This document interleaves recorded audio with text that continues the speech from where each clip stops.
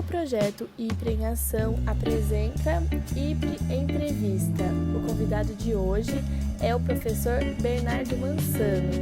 Ele é diretor da Cátedra da Unesco de Educação do Campo e Desenvolvimento Territorial, na qual preside a coleção Estudos Camponeses e Mudança Agrária. Também é professor do Programa de Pós-Graduação em Desenvolvimento Territorial na América Latina e Caribe, o Territorial, parte do IPRE. Também é pesquisador do Núcleo de Estudos, Pesquisas e Projetos de Reforma Agrária, o NERA, e da Rede da Luta.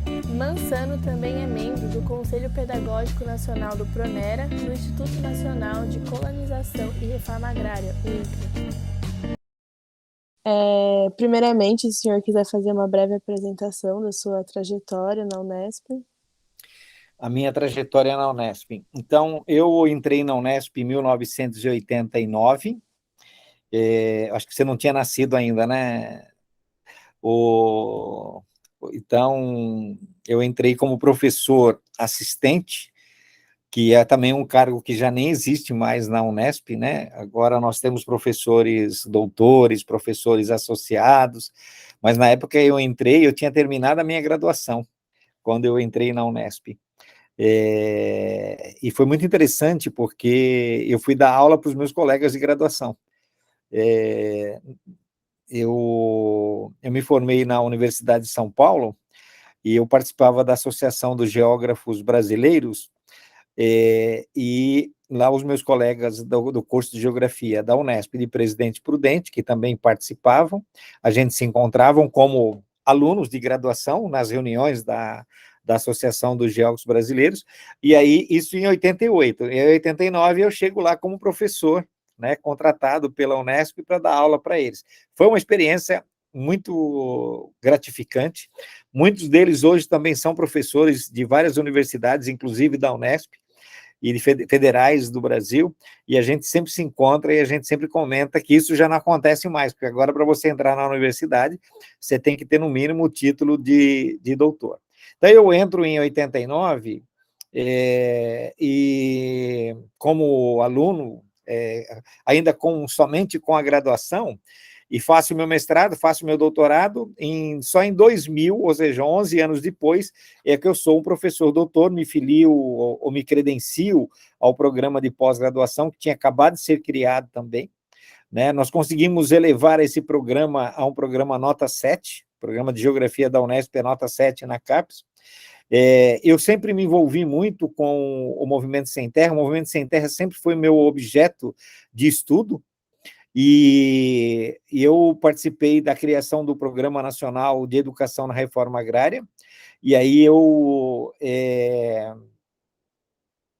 criei, junto com o INCRA, né, apresentamos no Conselho Universitário da Unesp e criamos, junto com o INCRA, um curso de graduação em Geografia.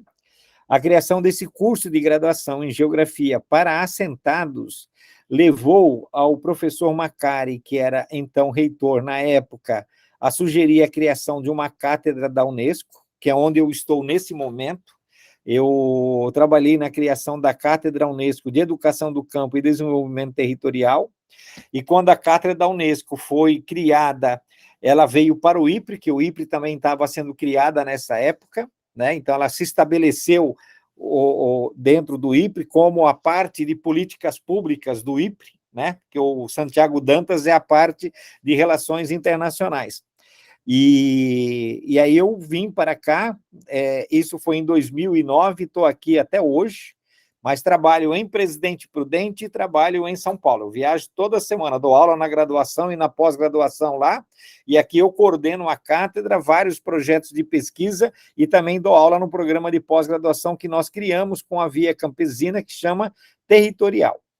Então, assim, numa síntese bastante curta, essa foi a minha trajetória na Unesp. Obrigada. Então, aproveitando agora que o senhor falou sobre a criação da cátedra, enfim, o senhor poderia contar um pouco como foi feito o acordo, né, de cooperação entre a Unesp e a Unesco para a criação dessa cátedra? Então, o acordo é resultado de uma proposta da Unesp, uma proposta feita pelo então reitor, professor Marcos Macari, E eu procurei a Unesco em Brasília, a Unesco tem um escritório de representação em Brasília, propus a eles, nós fizemos um levantamento para nós sabermos se havia outra cátedra da educação do campo dentro da Unesco. Na época tinham 603 cátedras e não havia nenhuma de educação do campo. Então, a Unesco aceitou criar essa cátedra, aí fizemos um acordo de cooperação com a sede da Unesco em Paris, e um contrato, né, que ele é renovado a cada 4 anos, e aí, então, nós criamos a Cátedra da Unesco com 2 projetos grandes. Um projeto é criar um programa de pós-graduação, ou seja, transformar esse programa de pós-graduação num programa de pós-graduação internacional, e a gente conseguiu criar o programa em 2014, e agora nós aprovamos o doutorado, então, até então era só o mestrado, né? Agora nós conseguimos criar o doutorado, e esse ano teve um encontro, agora, há 2 semanas atrás, na primeira semana de novembro, eu estive em Paris, na sede da Unesco, participando do encontro das cátedras Unesco, e hoje nós somos 805 cátedras em todo o mundo, e tem cátedras, todas elas estão relacionadas à cultura, ciência e educação, né? E foi muito interessante ver que nós continuamos ainda a única cátedra de educação do campo no mundo, mas chamou muito a atenção, né, das outras cátedras, o fato de nós estarmos focados na educação para a agricultura camponesa, para a população indígena, para a população quilombola.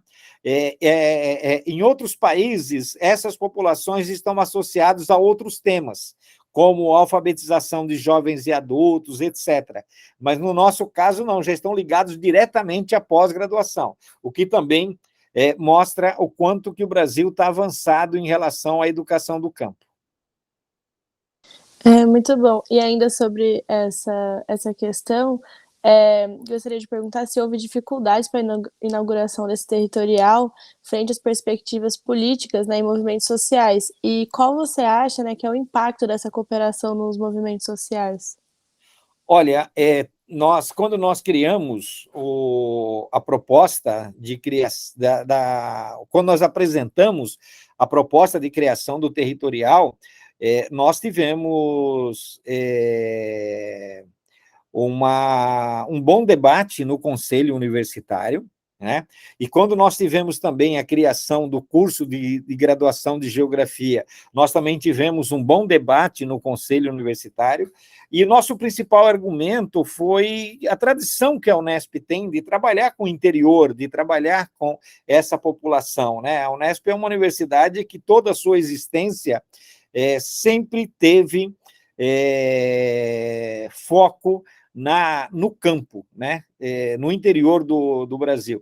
Então, isso fez com que a gente aprovasse essa proposta, tanto na graduação quanto no mestrado, a criação da cátedra, e que nós conseguíssemos avançar, né, chegando agora ao doutorado. Então, isso não foi um caminho fácil, teve disputas políticas dentro da própria universidade, evidentemente, mas nós conseguimos o reconhecimento do movimento dos trabalhadores rurais sem terra, o reconhecimento da Via Campesina, o reconhecimento de outros movimentos camponeses da América Latina, porque nós temos alunos de quase... hoje nós temos... já passaram pelo IPRE hoje, alunos do Haiti, alunos da Colômbia, alunos da Bolívia, alunos da Argentina, alunos do Paraguai, alunos do Equador, alunos de vários países da América Latina, né? Alunos e alunas de vários países da América Latina. Então, e o fato de nós continuarmos sendo o único programa, né, isso mostra a importância dele. Agora, nós estamos com contato através do Conselho Latino-Americano de Ciências Sociais, o CLACSO, nós estamos em contato com várias outras universidades e nós já somos uma referência para a criação de novos programas de pós-graduação e de graduação em outras universidades da América Latina. Excelente. Então, eu tinha uma pergunta aqui que era perguntar quais eram as maiores conquistas e realizações vivenciadas a partir desses projetos de extensão. Eu acredito que seja, né, esse fato de ser um único programa, né, de educação agrária. Então, vou passar, né, aqui para o decorrer das perguntas e Uhum. perguntar de que formas o senhor considera o trabalho desenvolvido no programa de pós-graduação como auxiliar na difusão de políticas públicas sobre a questão agrária brasileira? Olha, a origem do territorial é de uma política pública chamada Programa Nacional de Educação na Reforma Agrária. Eu pude participar, na década de 90, da elaboração dessa política, da aprovação dessa política, e o próprio territorial é resultado também dessa política. Então, o programa de pós-graduação em desenvolvimento territorial na América Latina e Caribe, ele tem como objetivo fomentar a criação de políticas públicas. Então, nós trabalhamos com políticas públicas voltadas para a produção de alimentos, nós trabalhamos com política pública voltada para a criação de mercados camponeses, nós trabalhamos com política pública para a produção de alimentos saudáveis, agroecológicos, nós trabalhamos com política pública para a distribuição da terra, para o acesso à terra, para o avanço e o desenvolvimento de tecnologias para a agricultura familiar, para o desenvolvimento comunitário, para a inclusão, de maneira que a política pública ela é o eixo estrutural do nosso programa de pós-graduação. Sim, obrigada. Então, o senhor considera que a maior motivação, né, e objetivos para a criação dessa cátedra foi justamente essa necessidade de educação, né, e pós-graduação no campo? Porque como não existia nenhuma pós-graduação voltada para essa população enfrentava um obstáculo enorme, e, aliás, enfrenta, porque o territorial não dá conta da demanda da população da América Latina, né? Mas como essa população é uma população que tem uma dificuldade enorme de ter acesso ao ensino superior, né? Porque todos nós sabemos que a população do campo sempre esteve excluída da educação de qualidade. E teve excluída por quê? Porque a tendência das prefeituras é levar essa população para a cidade. E é evidente que quando você leva essa população para estudar na cidade, você está forçando uma migração. Você está forçando uma migração. E essa migração forçada está relacionada a um outro projeto, que é liberar as terras para as grandes corporações produzirem commodities. Então, nós estamos mudando esse sentido. Quando nós defendemos a existência da escola no campo, a escola na comunidade, nós sabemos que a escola é um serviço fundamental para o desenvolvimento da comunidade. Então, nós construímos um paradigma de desenvolvimento territorial, por isso que o nosso programa chama Desenvolvimento Territorial. Um paradigma de desenvolvimento territorial que vai ao encontro dos interesses dessas populações. Ou seja, construir conhecimento e tecnologias necessárias para o desenvolvimento com eles na terra. O desenvolvimento não prescinde, né, dessa condição, ou seja, eles só podem se desenvolver na terra, eles não podem se desenvolver sendo desterritorializados. Então, isso exige uma série de políticas públicas, e é nesse sentido que o nosso programa tem trabalhado. Então, nesse sentido, você entende que é esse o papel social do IPRE? Eu diria que é esse o papel territorial do IPRE, porque quando a gente fala no papel social, o papel social é um dos papéis do território, mas o social não garante o território. Para você garantir o território, você tem que ter o econômico, o político, o ambiental, o cultural. Então, esse é o papel territorial, ou seja, nós trabalhamos com a formação de pessoas para que elas tenham todas as condições, para que elas tenham as condições de todas as dimensões para desenvolver seus territórios. Então, sobre essa questão do IPRE, se o senhor gostaria de contar um pouco dentro da sua participação, né, quais projetos, ações o senhor considera mais relevantes, ou citar algum momento de destaque? Então, nós temos aqui no IPRE, junto com o territorial, eu coordeno um outro projeto que chama Data Luta, Banco de Dados da Luta pela Terra, que agora nós estamos mudando de nome para Banco de Dados das Lutas por Territórios, porque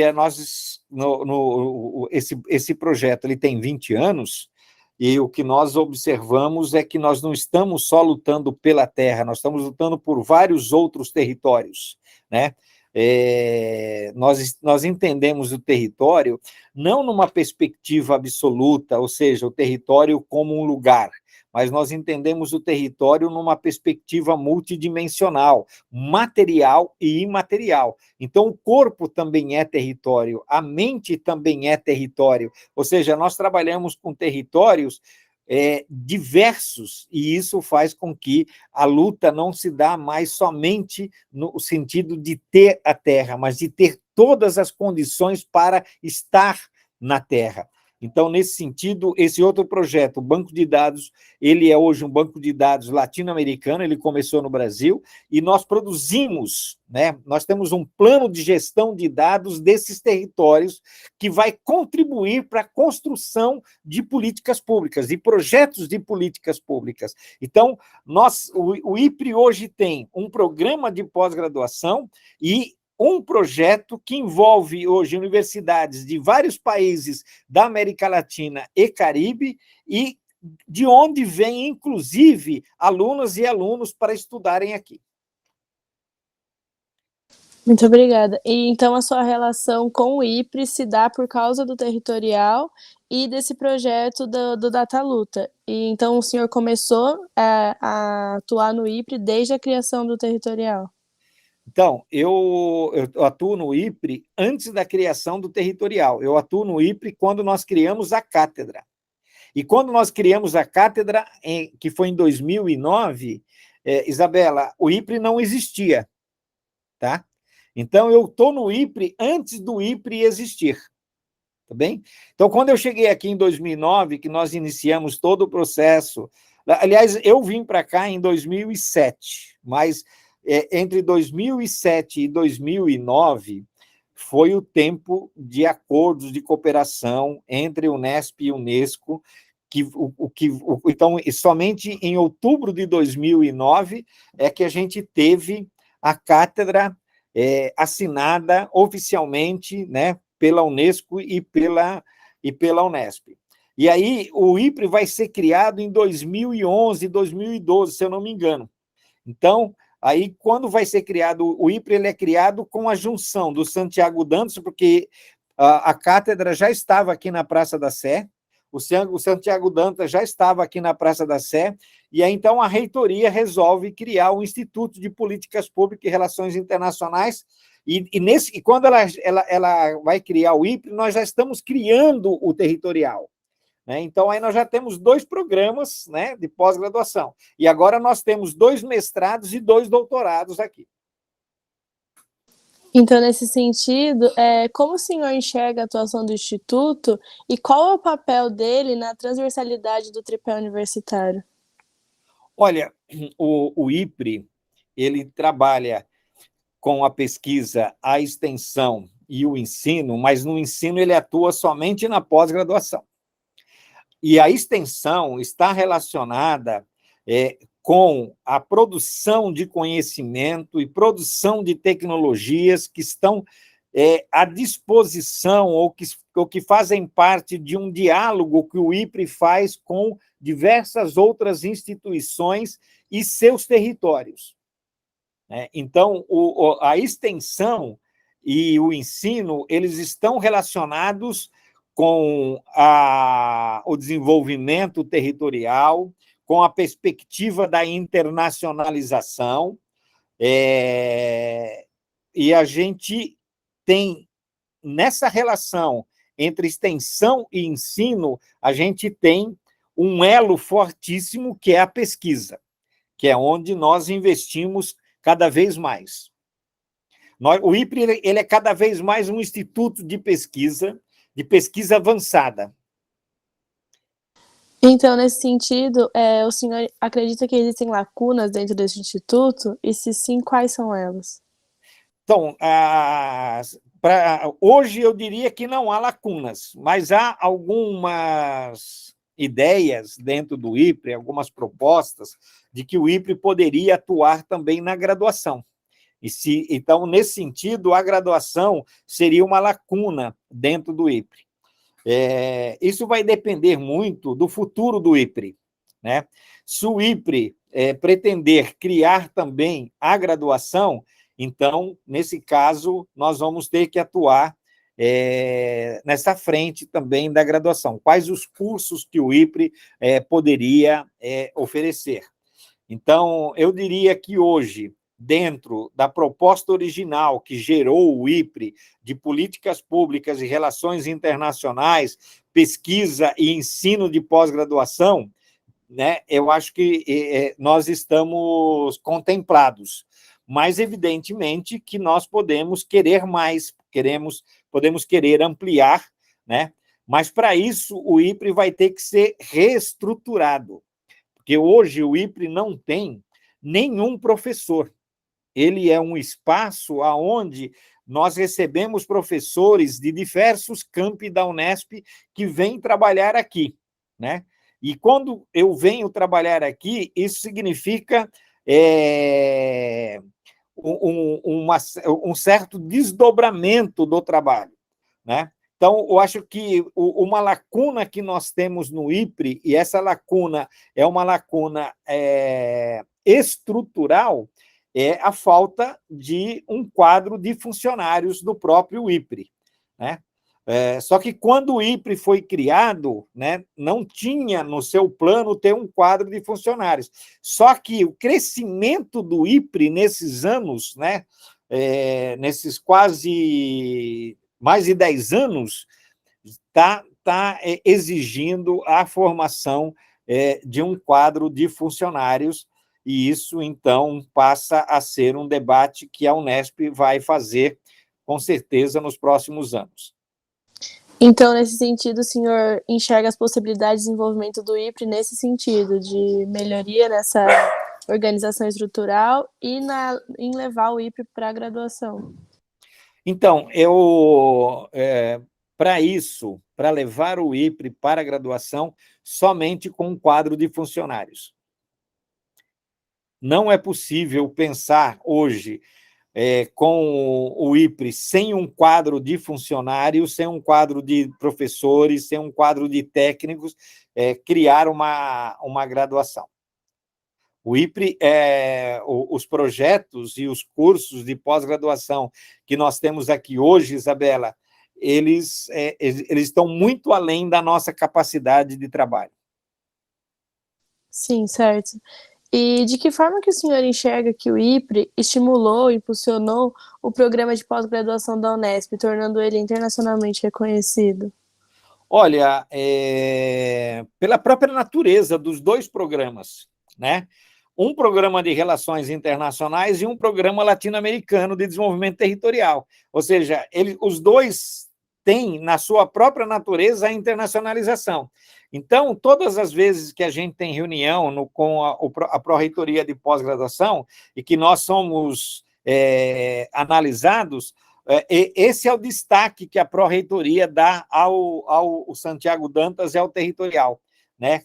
Os programas que mais se internacionalizam na Unesp. Certo. E qual foi esse papel primordial da Pró-Reitoria na consolidação desse projeto de pós-graduação da Unesp? Olha, a Pró-Reitoria, a ProPG, ela acompanha todos os programas de pós-graduação da Unesp, né? E aí nós temos, de um lado, um fomento que vem da Pró-Reitoria, no sentido do crescimento do programa, de melhorar, dele se tornar cada vez mais um programa de excelência. E, por outro lado, tem também, por parte dos dois programas, o interesse de se tornar programas de excelência, porque é impossível hoje você ser um programa de pós-graduação internacional se você não for de excelência, porque você não vai ter recursos para você fazer a internacionalização. Então, tanto a relação entre ProPG, a ProPG e o IPRE e a ProPG é de buscar essa excelência. Então, o fato do IPRE ter um programa nota 5, e o fato de nós termos agora ter sido aprovado com a nota 4 no territorial com o doutorado, então nós temos um doutorado nota 4 e um nota 5. Nós temos que conseguir a nota 6 para os dois, para nós sermos de excelência. Então, isso exige uma dedicação muito grande de todo o corpo docente dos dois programas, no sentido de aumentar a sua produtividade, ampliar a qualidade dos trabalhos para conseguir chegar nesse nível. Obrigada, professor. E, por fim, como que o senhor enxerga, né, o futuro do IPRE, o futuro dos projetos que ele englobam? O que o senhor esperaria que acontecesse? Olha, o IPRE ele tem um objetivo que é se tornar um instituto de estudos avançados, né? Então, em várias gestões da Unesp, a gente tem conversado com a reitoria no sentido de criar esse instituto de estudos avançados. Então, nós temos trabalhado, tanto o Santiago Dantas quanto o territorial tem trabalhado, ou seja, os resultados de avaliação da CAPES, os resultados dos nossos projetos em várias agências de pesquisa, têm demonstrado que nós estamos preparados para ser um instituto de estudos avançados. Agora, evidentemente que nós não vamos ser um instituto de estudos avançados sozinhos, nós precisamos de outras áreas do conhecimento, nós precisamos de outros institutos da Unesp para fazer isso. E eu acho que nós estamos caminhando nessa direção, ou seja, a nossa parte nós estamos fazendo e nós estamos preparados para criar um Instituto de Estudos Avançados assim que a reitoria assim o definir. É isso, muito obrigada, professor. Se o senhor gostaria de falar mais alguma coisa, fique à vontade. Eu queria desejar para vocês um bom trabalho e parabenizar pelo trabalho que vocês estão fazendo. É uma grande contribuição para a universidade. Muito obrigada.